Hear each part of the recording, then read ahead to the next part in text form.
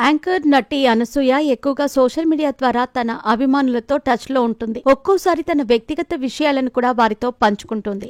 అయితే తాజాగా ఫ్యాన్స్తో ఏర్పాటు చేసిన ఒక మీట్లో ఆమె పాల్గొన్నారు. ఆమె సినీ యాంకరింగ్ జీవితం గురించి పంచుకుంది. ఈ క్రమంలో తన కుటుంబం గురించి చెబుతూ భావోద్వేగానికి లోనయ్యింది. అందుకు సంబంధించిన వ్యాఖ్యలు నెట్టింట వైరల్ అవుతున్నాయి. నేటి సమాజంలో జీవిస్తున్న అందరికీ ఏదో ఒక సమస్యతో పోరాడుతూనే ఉంటారని అనసూయ చెప్పింది.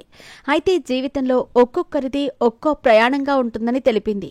కానీ ప్రస్తుతం తన లైఫ్ చాలా అందంగానే ఉందని చెప్పిన అనసూయ తనకు కావలసిన వస్తువులన్నీ కొనుక్కుంటానని చెప్పింది. ఇప్పుడు ఎక్కడికి కావాలంటే అక్కడికి వెళ్లగలనని ఆమె పేర్కొంది. తన టీం వర్క్తో కారు, ఇల్లు వంటివి అన్నీ సాధించుకున్నానని చెప్పింది. అయితే ఇది తన టీంలో అభిమానులు కూడా ఉన్నారని ఆ వేదిక మీద ఉన్న ఫ్యాన్స్ని ఉద్దేశించి చెప్పింది. అయితే తన పాత జీవితాన్ని గురించి కూడా అనసూయ ఇలా పంచుకుంది.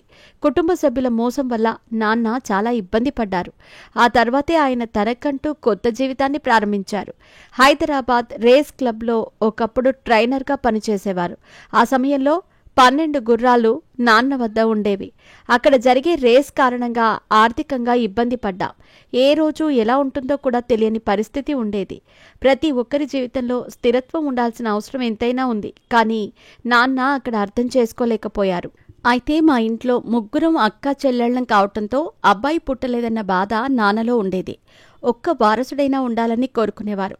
పోచంపల్లిలో 100 ఎకరాల భూములను పేదలకు దానం చేశారు. నాన్న నుంచి క్రమశిక్షణ నేర్చుకున్నా. ఆయనంటే నాకు చాలా ప్రేమ అని అనసూయ చెప్పింది. అనసూయ తండ్రి సుదర్శన్ రావు 2021లో క్యాన్సర్ వల్ల మరణించారు. ఆయన చాలా కాలం పాటు కాంగ్రెస్ పార్టీలో పనిచేశారు. సోషల్ యాక్టివిటీస్లో ఆయన పేరు ప్రముఖంగా వినిపించేది.